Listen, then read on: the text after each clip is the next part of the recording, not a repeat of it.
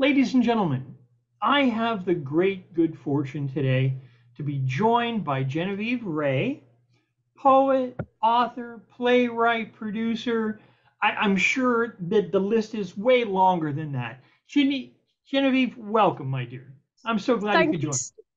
Thank you so much, Rick. I've been very, very excited about this for a little while because I've had so much pleasure catching up with you on Spoken Word Online and a few other different places. We march in similar circles, but a chance to chat to Rick on a longer bit is actually a great pleasure. So thank you for having me.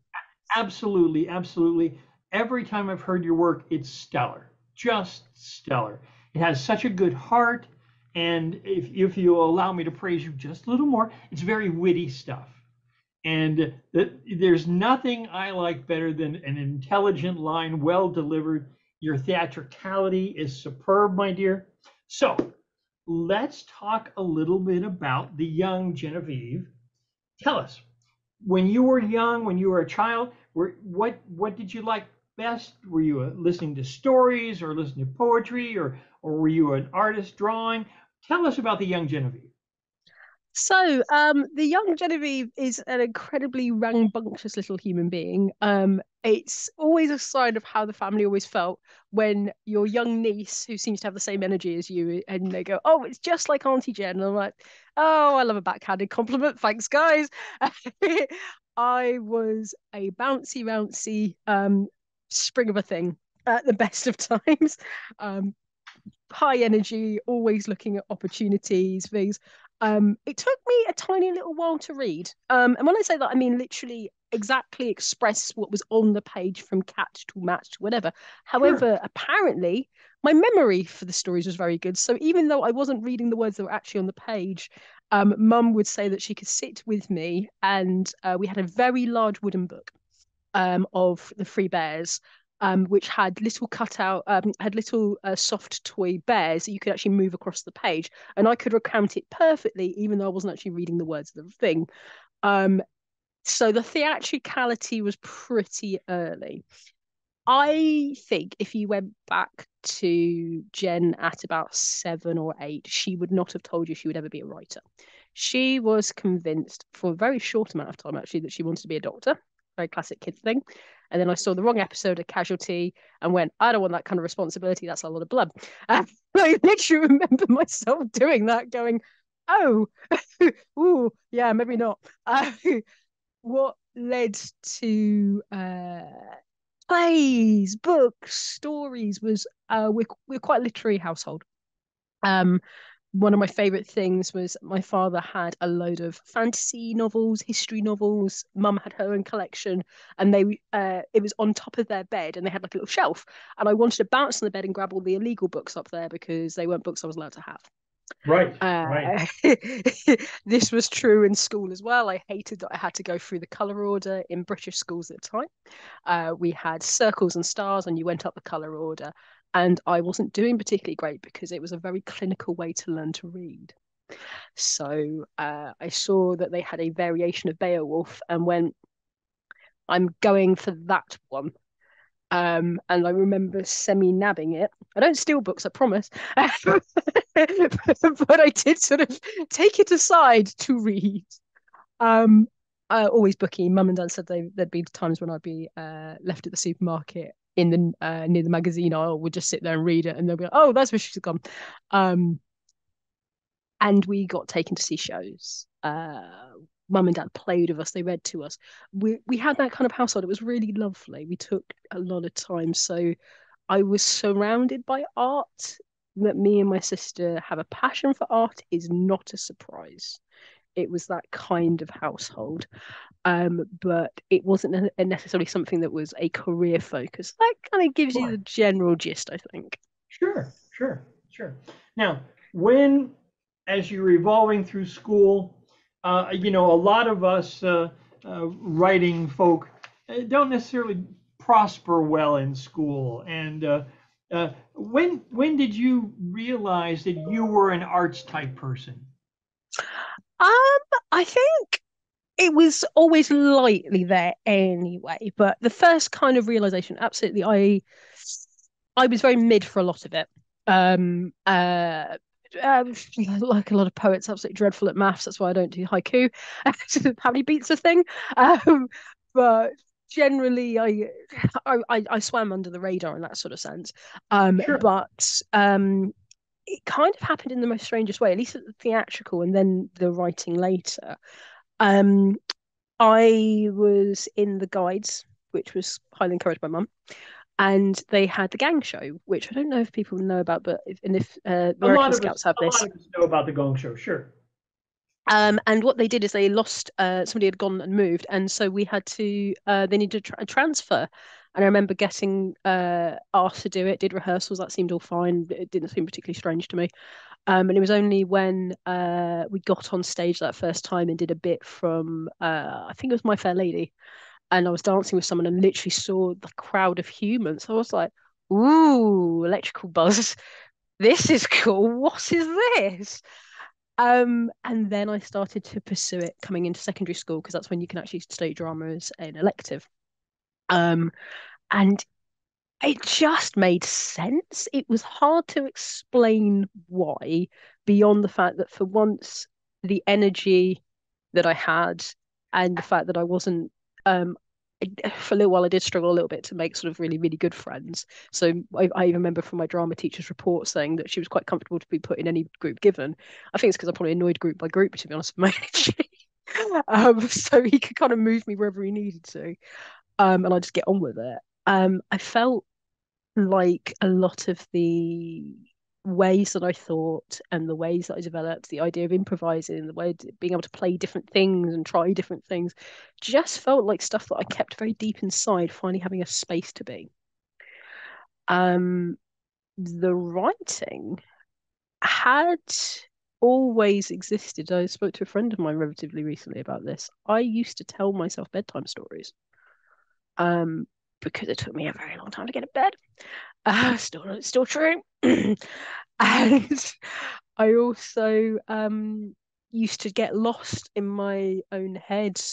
We'd go through big forests and I can imagine all the characters moving around it. And I was very happy to sort of pick up ideas and drop it. I think, I say I think because I don't have this piece anymore. The first true thing I wrote was a story of a female outlaw who was purely stealing just to keep her baby brother alive. Um, wrote a bit of it in red pen. Oh my god, it was red pencil. So my grandmother, she went, "This is really great," and I was like, "Oh, okay, cool." Didn't think to do anything with it. So that was kind of the main transition. I got to swim in and out of stuff. The more I could do it, the better I felt. I wasn't sure it's what I wanted to do with myself until I got to college. So upper high school, if in America, age group. We have it as a split off thing of A levels. That's when I started to really kind of investigate into this and realize it's something I really loved.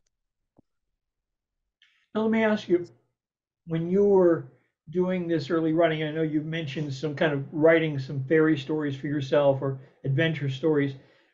Did you find yourself drawn more toward the lighter side, toward the humorous side, or toward the heroic side? Oh, what a wonderful question. Goodness. Humor has always been there for sure. I will give an, a good example in a second. I think I'd always been drawn to high adventure and surprisingly, now reflection, quite a lot of human inter-engagement and drama, but it was always within like a sci-fi setting or a fantasy setting or historical or whatever. I needed it to be in an element. But for a very short time, and my folks, when they see this, will remember this immediately. I tried to make a sci-fi novel. I'd love to find this piece again if I can find it. And it was called the Sky Riders, and what it was, where they all had basically rocket-powered skateboards, so that kind of feeling, very Wow. cyberpunky. Yeah. It was a whole thing. It had characters drawn out and everything. And a sign of the kind of humor I was playing. It was probably I think I was about 13 when I did this. I cannot quite remember. Was I didn't want my heroes to necessarily win all the time. So Pepsi, Good which for was you. clearly an iconography name that I couldn't actually have, um, is the main character, and she had a point where she was trying to beat a particular time thing. So she went down some electrical tunnels because that was the easiest way, and she completely messed it up. And I enjoyed writing that bit of her kind of like just completely hitting the deck very, very hard and having and getting her because she's quite an overconfident character, having her arrogance kind of brought down a little bit. So that kind of challenge has always been there. I don't always want my characters to be the best successes ever. I quite like making them land on their ass. It's good fun. You still enjoy science fiction? Yes, when I can read it, yeah, very much so.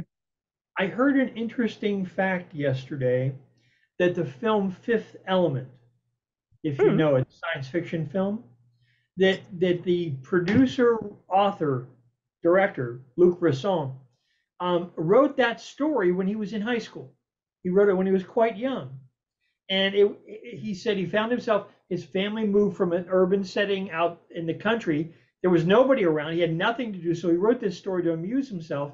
And the reason that the hero, the protagonist, is a taxi driver is because his father was a taxi driver. And he So, wanted his hero to be just an ordinary fellow thrown into an extraordinary situation.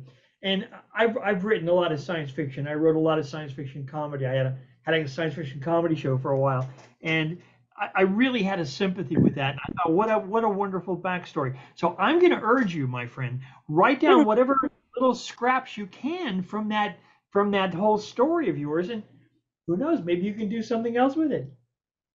I mean, one, thank you, Rick. Two, you must send me if are there recorded links of your show? I would love Oh to yeah, sit there oh and yeah, oh, oh yeah. please send them to me. I'd love to see because like, it comes from probably both parents because mum really likes her action movies. And they've both always watched like kind of like action movies, high energy or high octane as kind of their passion, westerns and stuff. So I think I got that from both of them, really. Sure. But yeah, it's I mean, it's so much fun. I have to. Oh my God, I have to see this. I'm intrigued now. I'm Okay, gonna now, sit there and just when did you start performing? so that gang show for the Girl Guides, and then formally following through doing a bit of my GCSE, so my end of secondary school. And I was always told a story there I probably won't tell. But there was a point where I was a bit of a diva. And Of then course. Hey, it's all you good. have I to mean, discover you first. yes, Rick. No, it's true though. I think the first formal experience I got, and it was terrific, was the town I grew up in, Tadley, had a youth drama group run by the local churches, and it was like a kind of combination of them. Excellent adults, really good training. I ended up telling loads of people about it. I was like, this is some of the best drama training I've seen. And the first lead role was Judas Iscariot, which I still don't know if that was trying to be a statement on something. But we did Wonderful. Jesus Christ Superstar, and it was a fantastic show. Um, I will always remember it. I will always enjoy it because of that very first night when you already have the jitters anyway. The show's going pretty okay, and I know I told this with David's show. Um, the rope didn't come, making me very awkwardly alive on stage when I shouldn't have been anymore. Um, best three. I felt like 3 minutes was probably more than one and a half, but um, best moment of my life of going. I need to die now, but I don't want to do it badly.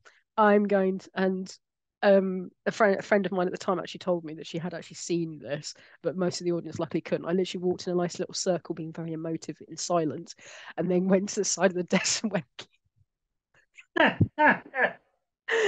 And literally the rope land proper Monty Python style. Didn't come down neatly. This may be my memory of it. It probably was neater than I imagined, but it kind of Sure.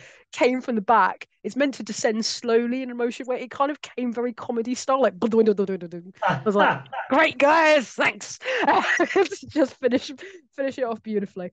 But yeah, those days of TYD and then A level and onwards, basically. Okay. Now, let me ask you this. If you look back on your writing so far, do you write, there's so many kinds of poetry, so many kinds of writing styles.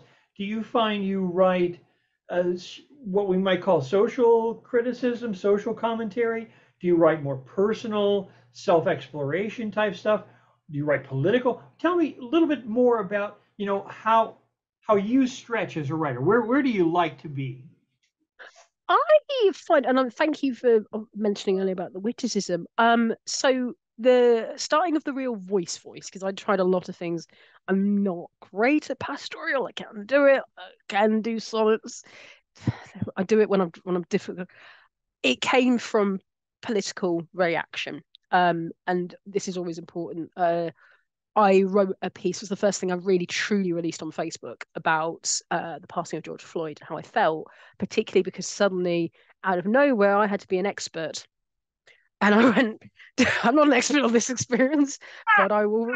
Yeah, I was like, guys, don't know if I know more than you, but I appreciate the offer. And I had to take a moment. And then I realized the only thing that felt appropriate was to write, what would I say to his family if I was to be able to sit down with them? And that became the poem Grief. From there, that political and social political stance has always been there. It doesn't always intend to be. Often I get very awkward DMs that brings out a lot of the questions about what is misogyny. Looks like this. Oh, it's been awkward. Um, Questions about what is going on as far as the world politically. Every time I want to be reactive because I believe a writer should be. Um, I do reflect a lot. It's through this exactly same journey. I have been trying to learn about my own mental health, learning about my own neurological needs, and have charted it almost like a journal. Um, I find the two have crashed recently. There are more and more pieces where I question, what is the value of a person and how is the value of a person treated? Um, but it can be how the wind blows. A good moment, a question someone offers, hey, can you write this?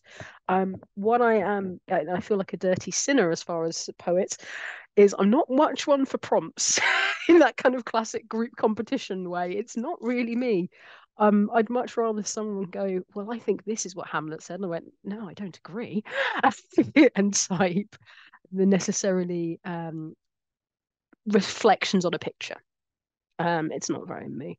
My intention, I think, is to bring all of my different identities and experiences together into a unilateral voice, I guess.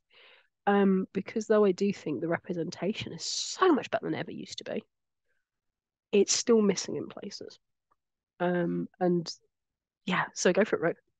I was just going to say, a lot of times for me, uh, I sometimes set a goal for myself. I want to write about X, Mm. or other times I'll hear a phrase that just sounds so interesting that I have to do something with it.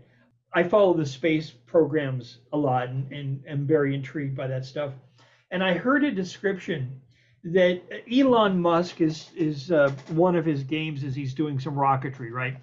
And Mhm. a rocket he had, supposedly the biggest rocket ever made, launched but then blew up. And I heard it described this way: it was a sudden, rapid, unscheduled disassembly. And I thought, oh my God, what a line! Sudden, rapid, unscheduled disassembly. So I'm taking that. That's too good to let. Absolutely. Oh, and also knowing your work because your witticism. I was trying.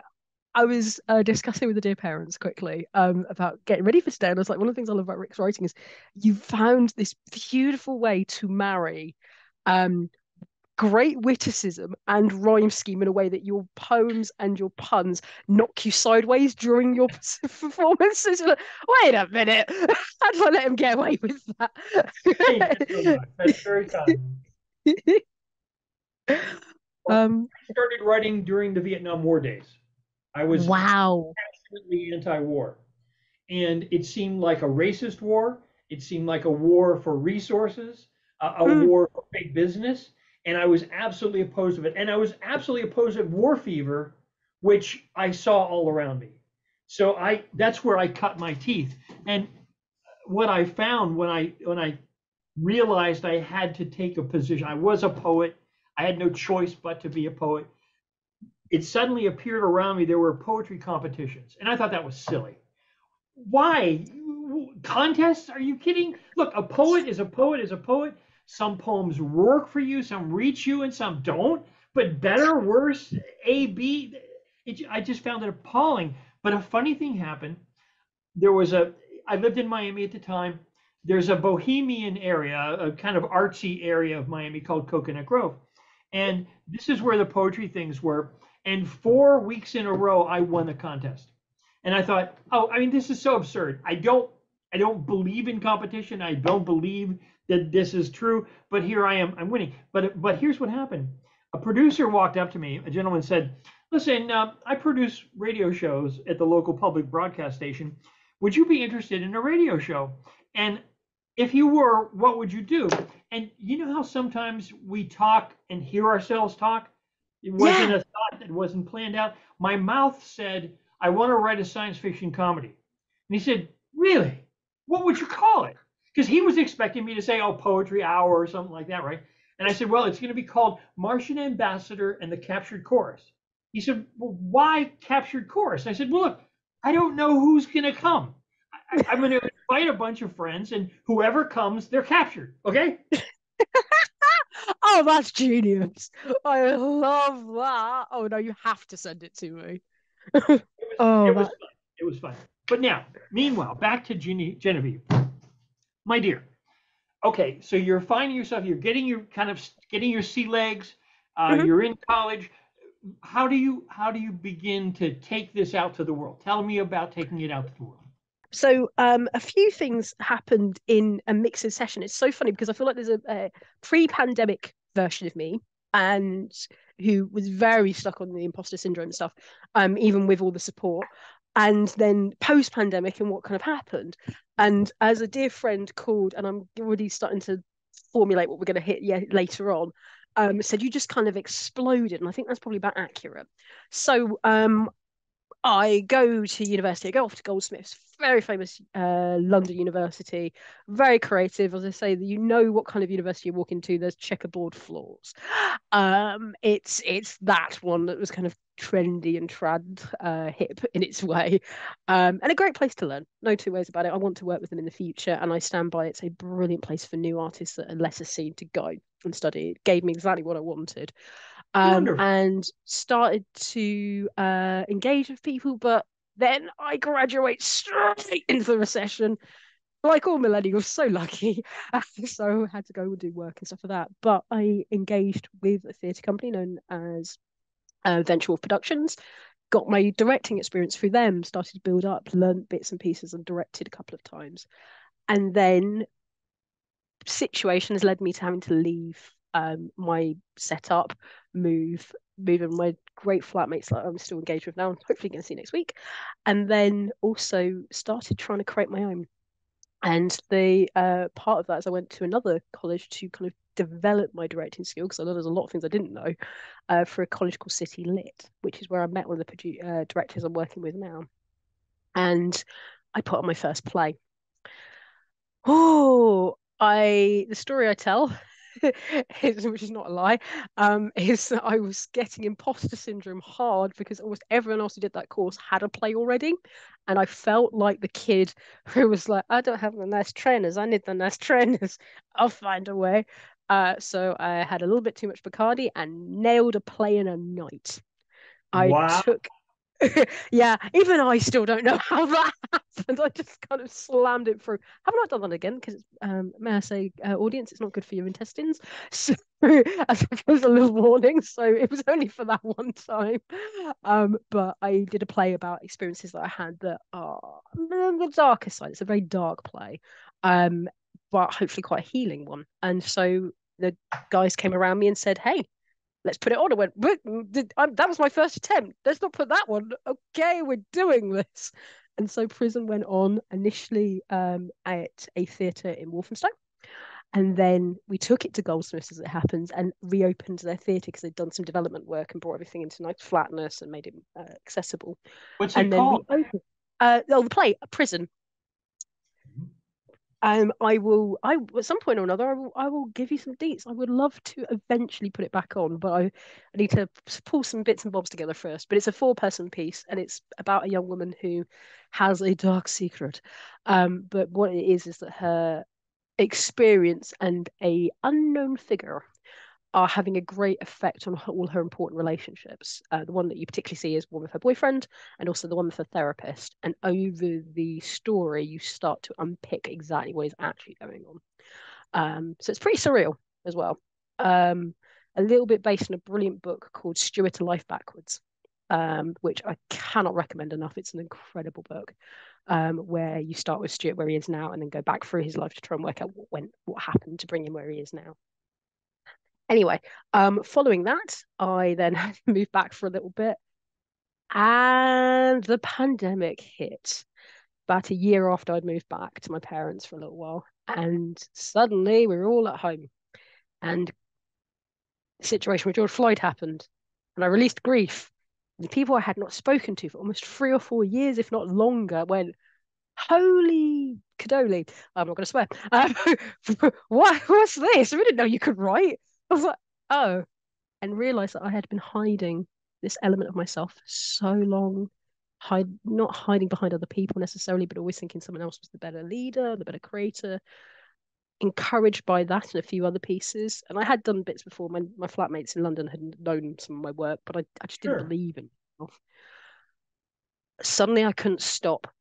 There was so much going on in the pandemic. I was meeting new people, connecting to our friends of our friends of our friends of our friends, going to events, and it just, as it is today, I suddenly just could not stop. It became my whole world, friends from across the world, like yourself, and a whole new way of existing. And I wonder, like your situation with your radio show, when you stopped fighting yourself, stopped trying to be a version of yourself that you thought was appropriate, effective, suddenly everything just became a lot easier. Do you find that, Rick? Because for me, that's exactly what happened.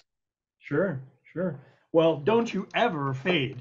This, you are a very lovely, important, intelligent voice, and you need to keep speaking. Don't Thank ever you. fade from that. Okay, now you're getting your sea legs. The Zoom universe is working for you. Um, Tell me, obviously, we all see a different world post COVID. We our relationships were intensified. Our connections suddenly across the globe are changing our lives. Um, what is your takeaway? What impact do you feel has struck you from this COVID experience? Both the restrictions and the fear, the out and out fear, as well as this amazing outreach universe. What's your Oh, takeaway from COVID, dear? I totally would say one, the universe does listen. I wouldn't take myself to be much of a spiritual person, but I am great. It's very funny. A ex-boyfriend who was not great to me was the one who convinced me to listen to the universe, and it's annoying that he was right, but he was. Um, and yeah, the universe listens, and it hears the things you put out there, and it may not arrive when you think it will, but it will. Um, it taught me to invest in myself, and realize that this mattered. I'd always, and it's taken me a very long time to realize this, this, my interactions, my relationships, what energy I put into the universe actually matters.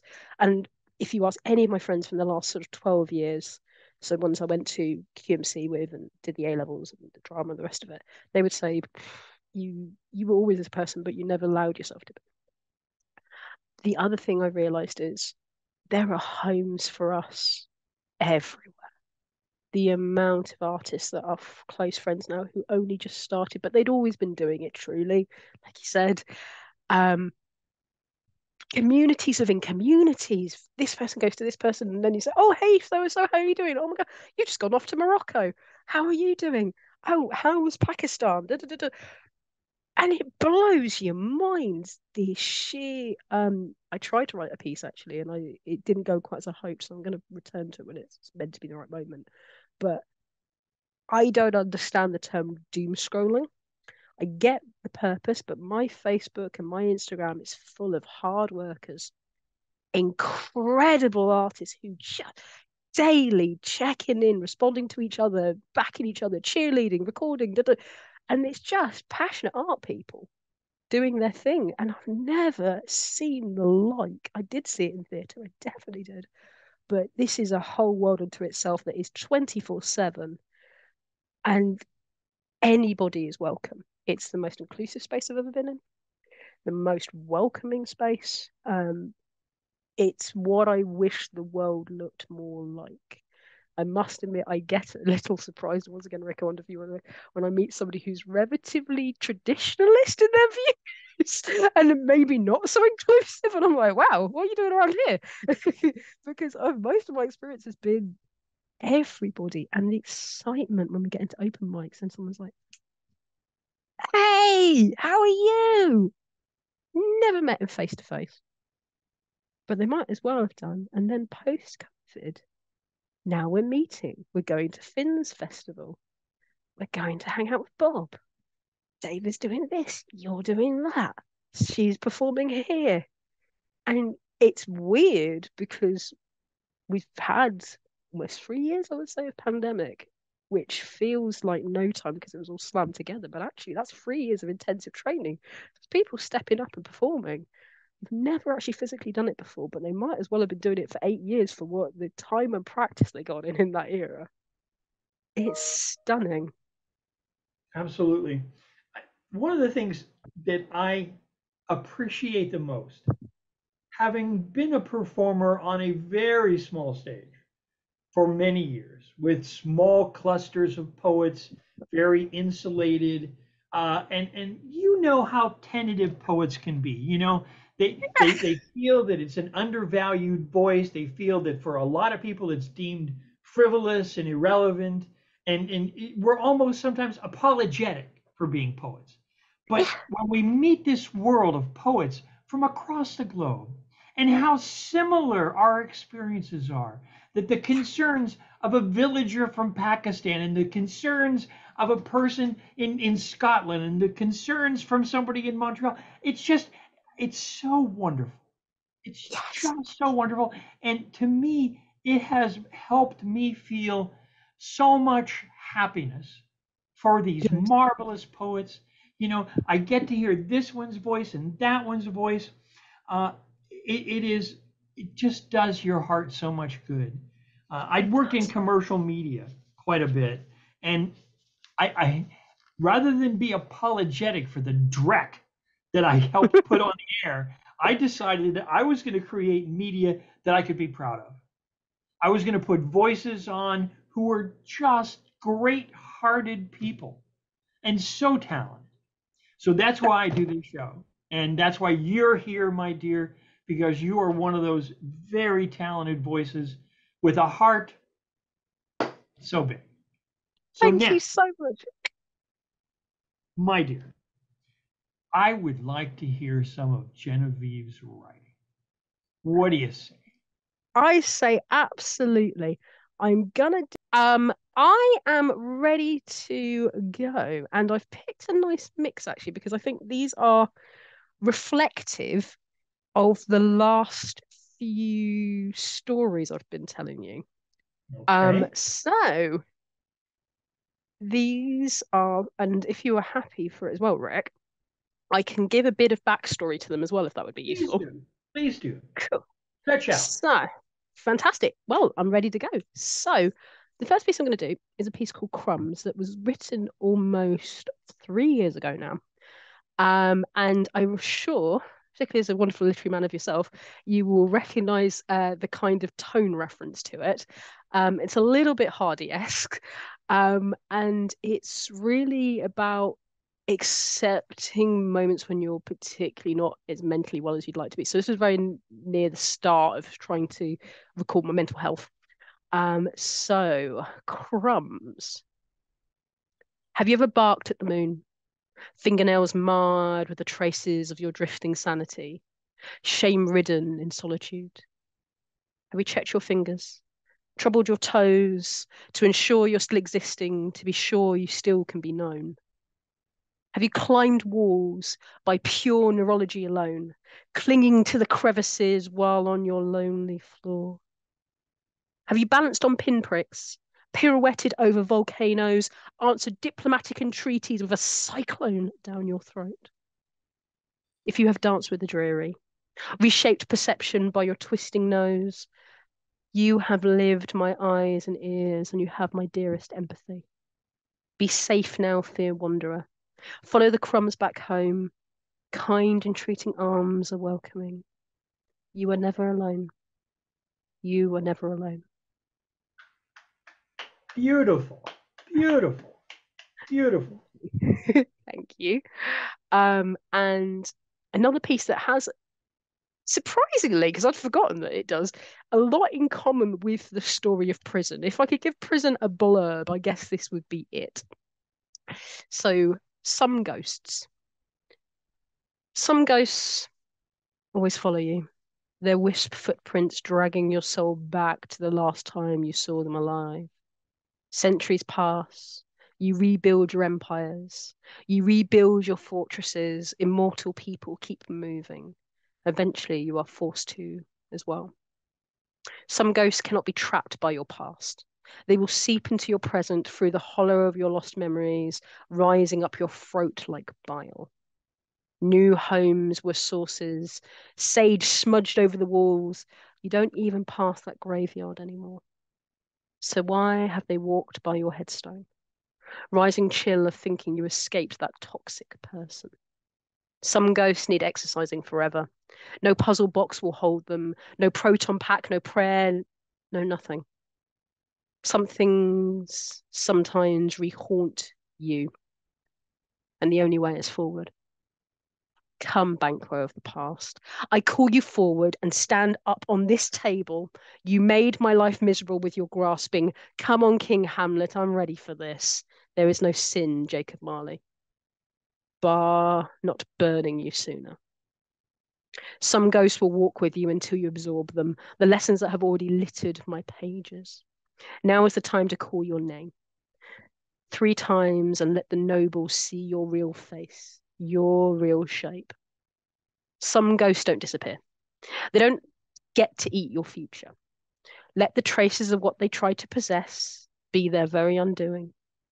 The chill in the air will be mine this time.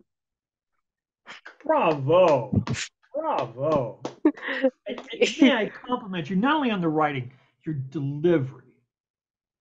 Thank you. Thank Just, you. just spot on. Spot on. As yourself, I have all the excuses to use any Shakespearean terminology I can get away with. Hey, if you're gonna steal, steal from the best, right? Absolutely, but every now and again I get Homer Simpson in my head going, nerd! So it's good. Right, moving Beautiful, on down. beautiful work. Beautiful Thank work, you. Jane. Really. Um, Tortoise Hall. Tortoise Hall will one of these days get me in significant trouble because it's a direct recount of a time when I was in the middle of the process to find out about autism. And I got moved from room to room to room. We've all had this experience from hospitals and medical centers where you don't know what's going on. And eventually I got moved to a room that felt a bit like a military hospital for a minute. It wasn't like that in the actual space where the doctor resided, but the corridor, I was like, woo, I might be in Vietnam. What's this? And I couldn't get away from the fact that the clock was ticking incredibly loudly and the walls all had the color of a tortoise. So I decided to literally fill the moment all the way up until the doctor actually called me in with a reckoning of everything I saw and what that might mean. So this is Tortoise Hall. I am sitting here in Tortoise Hall, a mismatched green hospital nightmare, mint green floor, dirty vanilla wall, cracked military green door. I'm sitting here in Tortoise Hall. My own shell has hardened as I wait far beyond my time. Was I a younger Testine and very still much alone, I would scuttle under a very large stone. I'm sitting here in Tortoise Hall, Hard as my shell mask grew, it may not weather further examinations that bone ever could, brittle inside and outward. I'm sitting here in Tortoise Hall. Seconds have slowed into minutes and now hours, yet time will only show a complete lack of motion. Clock hands seem to be folded in silence. I stand here in Tortoise Hall, called forth for my measurements. I find the scientist to be kindly. Lifted head out of caging. I talk fast, slow, and truly, and feel able to show the diamonds buried in my back. I'm sitting here in Tortoise Hall to prepare for a zoological examination. I desire some form of species making so I can live safely in this shaping. I know what I am, but will the world? And that'd be Tortoise Hall. Wow. Very good. Very good. Very good. Just beautiful. You I think establish that simultaneous hope, expectation, and also kind of being treated as a cipher. I had some significant surgery a few years back, and I was so concerned that this surgery was going to change me that I thought until I write a poem treating on this surgery, I won't be sure that I'm really okay. And thank goodness I was, well, at least I'm still strange. So that's probably the best result. Hey. I feel it exactly. And I think those kind of moments where you have nothing else to do. I never ever stop going back to a bit from Sister Act 2 of all books where the character Whoopi Goldberg plays, she's gone right out my head. She sort of says to Lauryn Hill's character about the fact of what do you do when you can do nothing else? If you wake up every morning and you do, and I think it's that the same. Like if I don't write this down, it won't feel real. Oh, I Yeah. feel you. I 100% feel you. That it's very much become that feeling, but I think it was there for a while. And actually enough, oh, the grand ironies. The next one I'm going to do is exactly the same. I was sitting on a train going into London to meet one of the old flatmates, and the train and the rain was so fast that the rain was going sideways. Thus, I created Raining Sideways. The air pushed hard against the windows, relief withheld like a taunting from heaven. The perspiration rose in steady waves, a reminder how softly the skin breathes. A tear from heaven fell upon a hopeful forehead, followed quickly by her sister's. At the moment, a metal worm wove its way to my favourite city, rain and train the same speed. The tears losing velocity and their winnings streaked diagonally, making crystal beauty, reminding me of your eyes.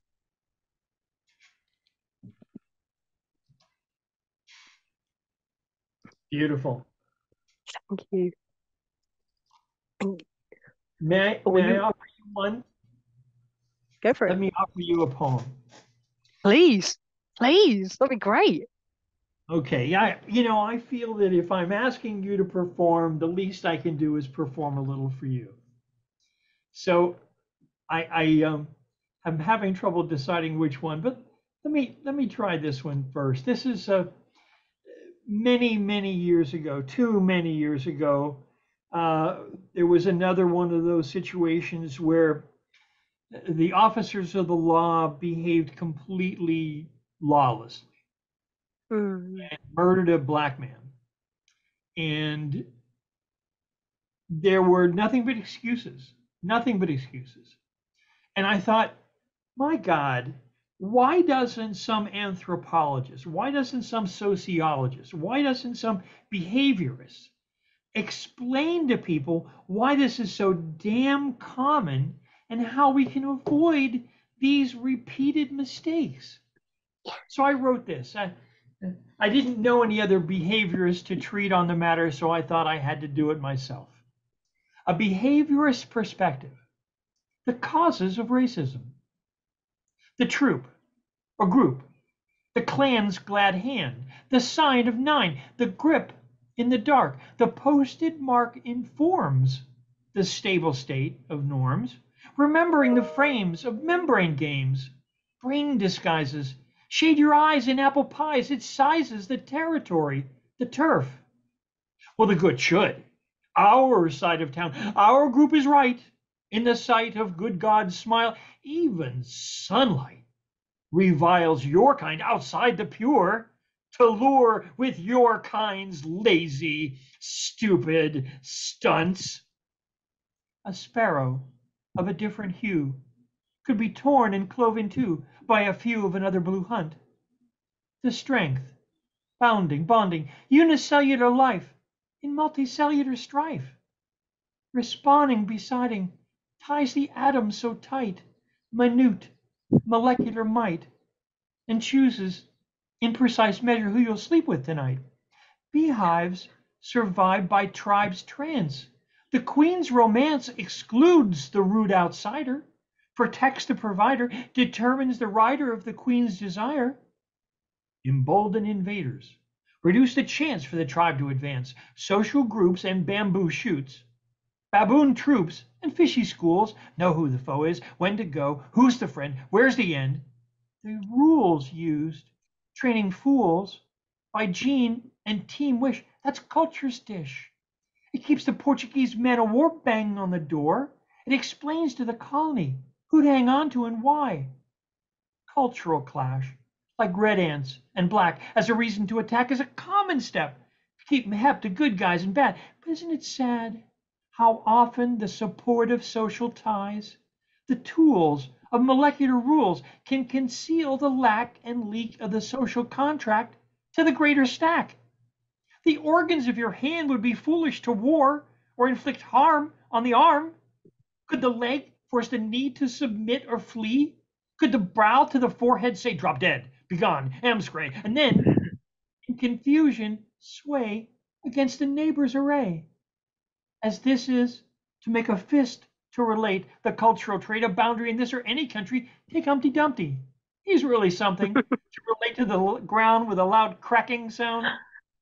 Unicellular or multicellular, in clothing and in motion, you're expressing the notion of your tribe.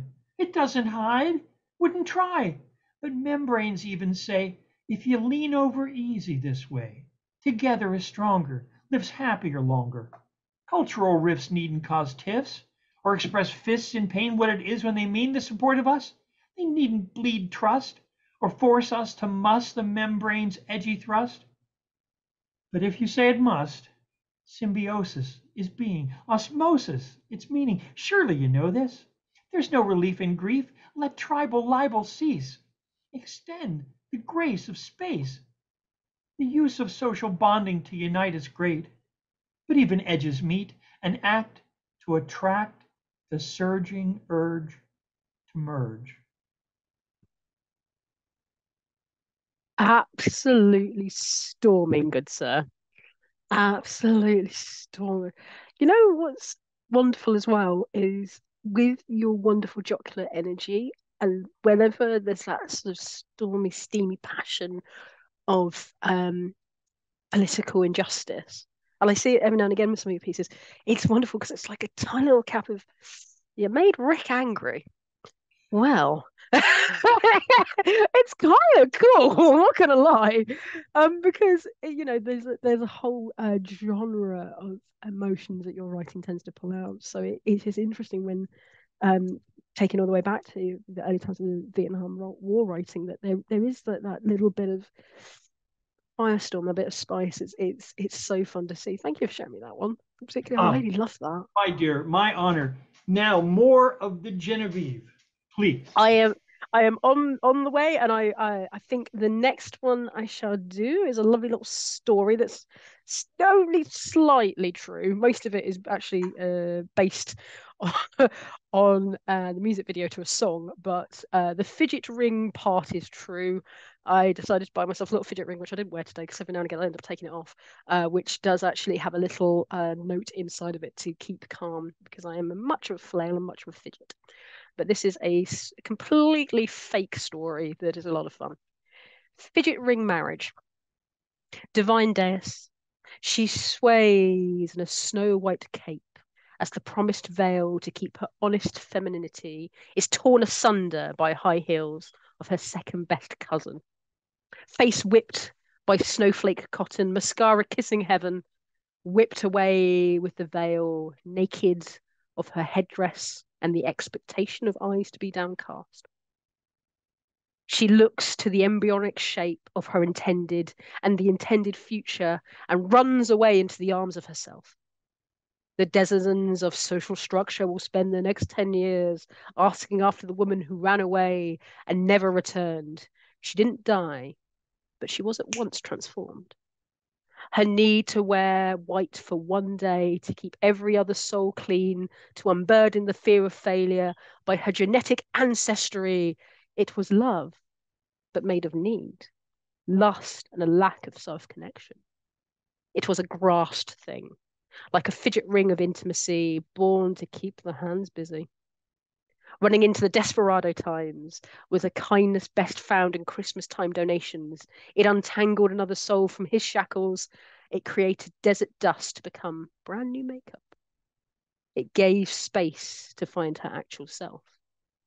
She bought the fidget ring and imprinted it with a personal prayer, a behavior to meditate on, to stop seducing distractible hearts, a promise to marry herself first in the eyes of the universe. And now the sermon starts again in earnest. I'll say that again, I'll mess that one up. And now the sermon starts again in earnest. All gathered here today, at this momentous time, do you hereby swear to be honest to you and to be considerate and an ethical partner? Say I, if you will, and then from here on after, truly love thyself and the world you inhabit, and the love you deserve will come by habit. Thank you for coming to my TED Talk. The end. Wow. Wow. It's a very silly piece. Right. Incredible. Thank you. Breathtaking. It's so simultaneously intimate and embracing. It is so soul true and just marvelously delivered. Marvelously delivered. You know, It's what. Oh, go for it, Rick. Please, please. I was just gonna say, you should star in so many plays. It's just your breath is amazing. Oh, Thank look, you. Mircea is Oh, showing up. How nice. hey, Masha. Nice to see you. To see you. When he Nice. likes it all, he'll be with us. So, so please, my dear Genevieve, share another one. Because this is all from a piece that I'm hoping to release eventually, um, and has been being sent out to publishers. So I can't say too much at the minute about what's going on with it, but I'm developing a work. So this one I rarely get to do at all. It is very much based on Maya Angelou, who's a massive reference point for me. I love how she writes and how honestly she writes. And this was after being quite angry, actually, at a circumstance where somebody treated quite an emotive poem about how I felt about myself and actively took all this enjoyment out of it by making it quite sexualized and responded to it in a very inappropriate way, I would personally view. And so I felt quite fired up and decided to write towards that. So this is Singe Your Fingers, Don't Cage Phoenixes. I know why the cage bird sings, what perilous fingertips bent her feathers. I know why the phoenix calls to the nightly winds, her flickering wings span drifting. Singe your fingers, keep them to your sides. They don't want your outstretched hands. They live for the breeze between the dales. They live for complete independence. Sit back and watch the glory. I know why the cage bird cries, what cawing at its iron bars feels like against young talons. I know why the phoenix screams, how her final burst in exhaustion is often the most blinding and brilliant. Singe your fingers. Keep your hands to the sides. They don't peck for stale corn. They don't chase for stale compliments. They live for the right to decide, always. Sit back before you are consumed in ink. I know why the cage bird when it is an egg full of dreams nestles in the twigs of hopelessness. I know the failing phoenix when it sits in the roaming wilds never leaves me completely. Singe your fingers as the bird leaves quickly.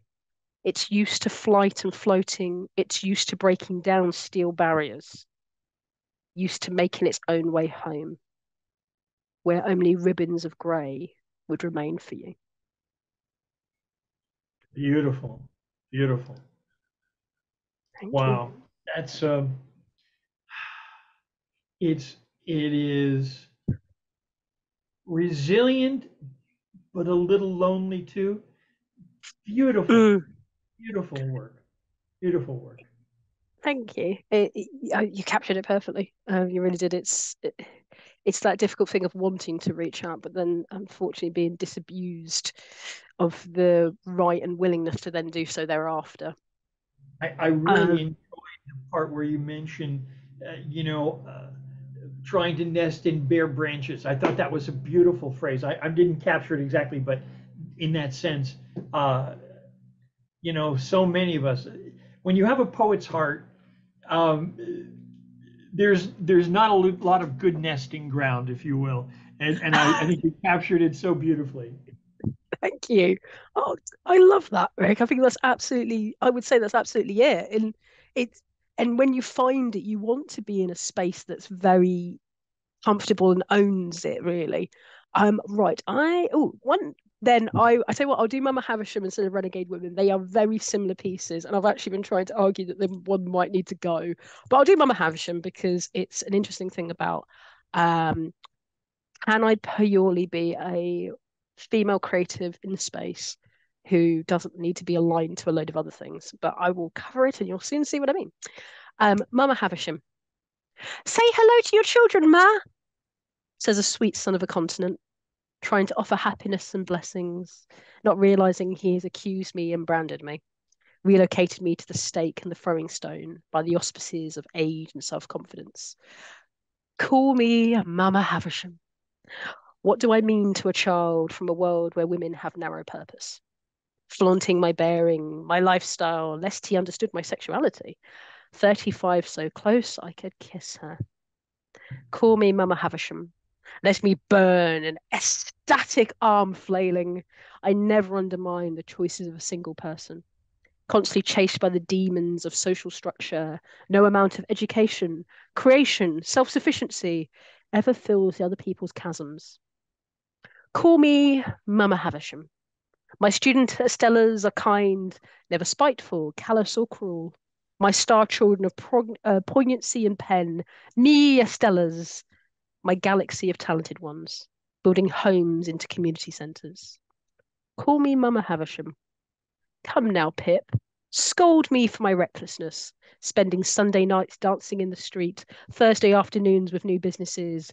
I desire deeply to realign myself before devoting, hello, let's try that again, before devoting full-hearted to motherhood, mentorship, and leadership. Call me Mama Havisham. Life can spin 1,000 silks, a million gauze, hazy spider webs. I wear the multitude and ink words, tattoos under my waiting wedding dress. I shall go softly mad as an authoress, shock curled directress or editor, and now producer. Call me Mama Havisham. Let them talk about me on Haunted Hill, buried in tombs, dried flowers and letters of my dearest loved ones and friends. Mama Havisham is a ghost in literature and the spirit of a glad-handed existence. What's I here, Beautiful, beautiful. Let me invite my brother Mircea to make a comment or two on this amazing, amazing poet we have with us today. Mircea Dan Duta, my brother, it's all yours. Thank you very much, Rick. I'm honored to do it, and thank you very much for this opportunity. I'm sorry for being late. It's only now that I saw your invitation, and today I also spent a wonderful, a beautiful day in the hospital.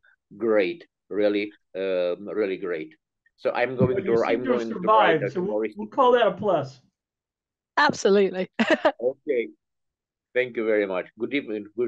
Here, here, here it's good evening, Mrs. Ray. I'm honored to have the opportunity of commenting on your poems, and I have to admit two things from the very beginning.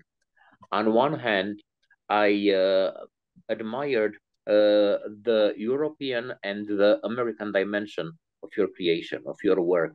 I mean, on one hand, it was the European intellectualist.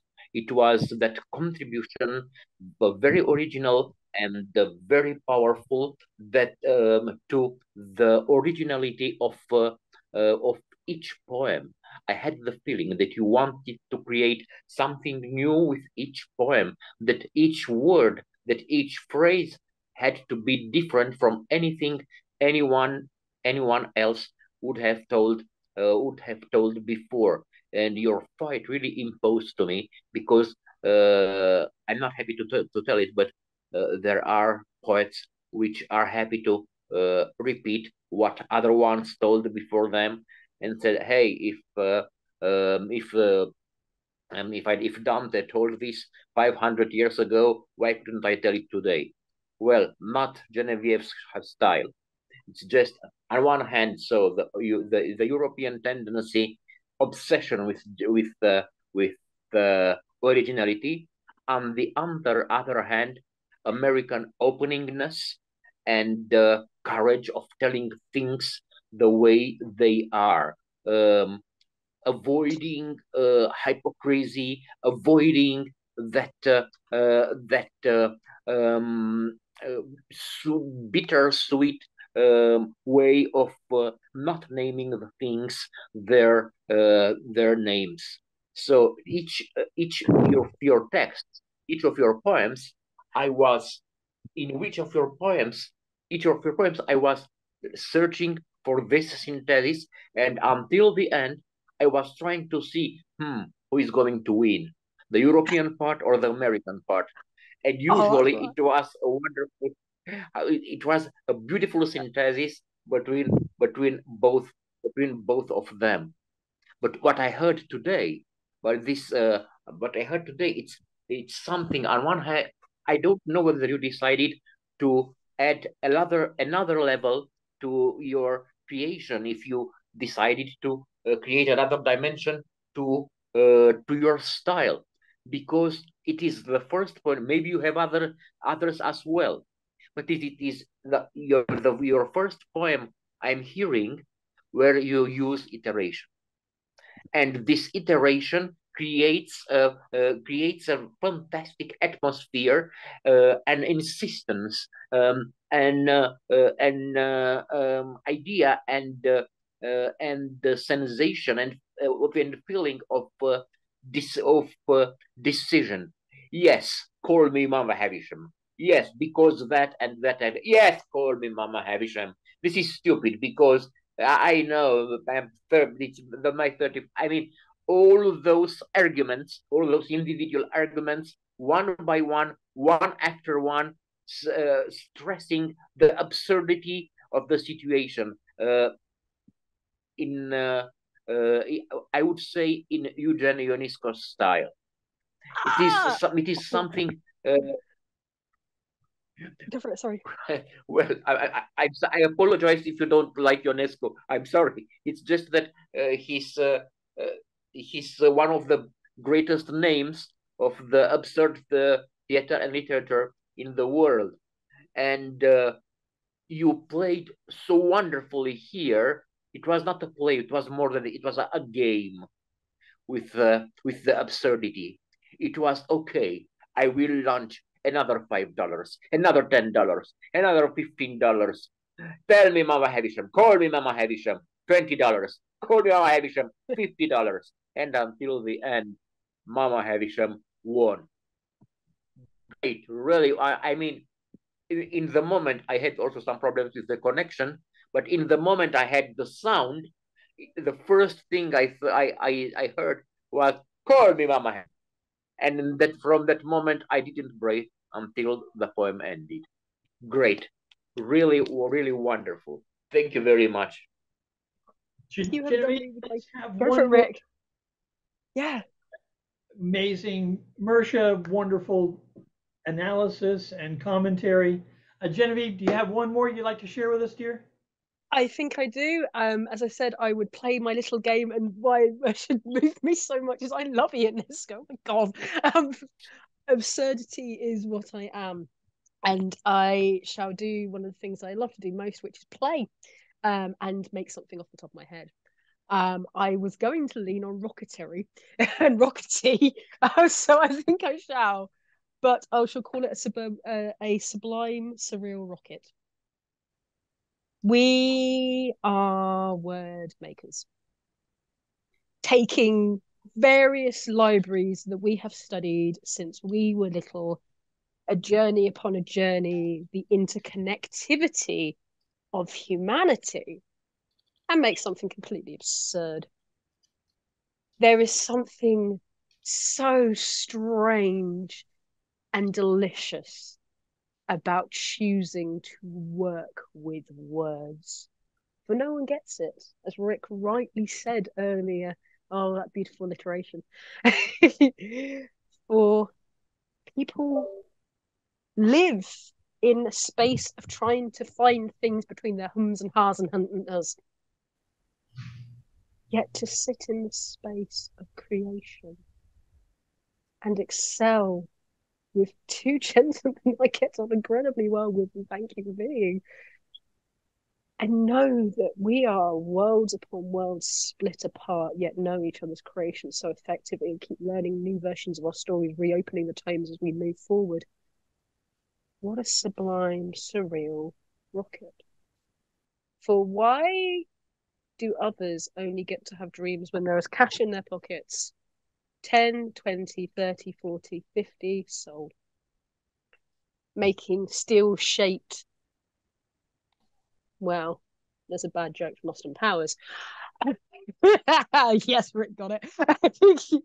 That move and pierce the eye of the moon. Yet, in my back room, upon my bed, I can sit there and type comfortably, recounting every book to poke my English teacher in the eye. I was paying attention, miss. Probably.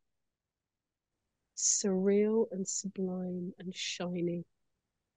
These planets that I have met, these moons that I seem to keep swinging into, these stars across the sky who will tell me in private DMs that they only do this thing and actually haven't not been so well this week. And tomorrow out will come something that would make Hardy cry. It's why I can't focus on the pastorals. I love the green grasses. I can see them out my window. The orchids that are dying because this time around I got it wrong. Next to two theatrical curtains that I got very cheap from eBay. But actually, it is a perfect scene that can be recounted later. In those moments where we must wait and wait, I'm yet to meet a poet who has their life together. Is it a condition? Maybe. Writericity? I'm not that good at Latin. But in truth, it is a universe opportunity that cannot leave even to the last moments. I wonder how many artists were spoken word artists in their final moments, deciding I shall not leave with eyes closed upon this planet and the coins upon my eyes until I have framed the perfect phrasing. Or my best friend will re-record it better than I actually said it, because I don't want to go down in infamy. These are the things that let us fly across time like a TARDIS, leaving pages in our wakes that can be picked up anew for new young artists to remove and move and change and remix and reiterate and begin again. But what I have found in a timely alignment, thank you to Rick for today's timeline, is I go back to the little girl who wrote a story about an outlaw and smile towards her and say, little baby, we are the same. And now I am a writing outlaw and running quickly with my pen to some future that, as long as it's tax covered, shall be fine. Keep going. And please don't lose those pieces that I put in boxes and then deleted and then destroyed or lost the laptop for. We will need them. And now we're going to have to start again. Recycling time to a zero. A surreal, sublime way to fly through time. Writers. Surreal, sublime. Rockets. Bravo, bravo.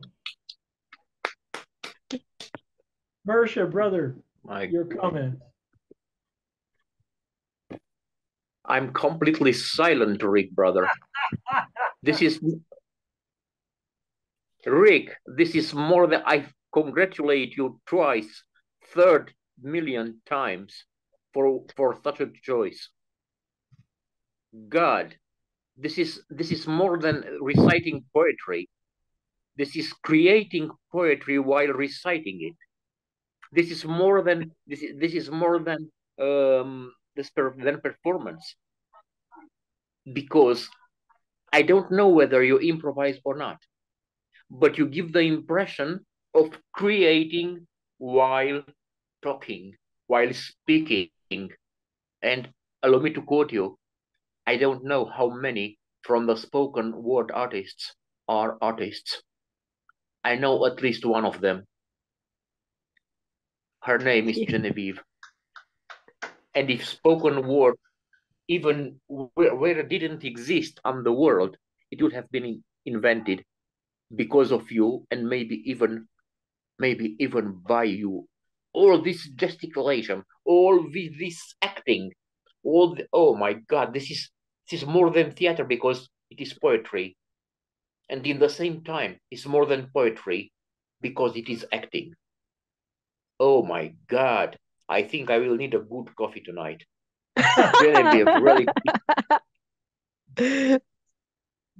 Well, thank you for the second wonderful poem. Sorry, Rick. Genevieve, it has been such an honor and pleasure to hear you, and that you would treat us to some extempore. Only it just speaks so much to your heart and to your talent. Thank you so much. Thank you, my brother, for joining us. This is exactly why I love Poets of the East. We get to know a little bit more than just the poetry, and we hear so much more of the heart that is our poets. Genevieve, thank you so very much. It has been an utter pleasure. And thank you, my brother Mircea. Thank you so much for joining us. I know your path right now has been rugged, and thank you for taking the time to join us. Thank you so much, Rick. Thank you very much. I'm honored. And with that, I'm honored and happy to be in your company, Genevieve and Rick. Thank you very much. Bye-bye, everybody. Yeah.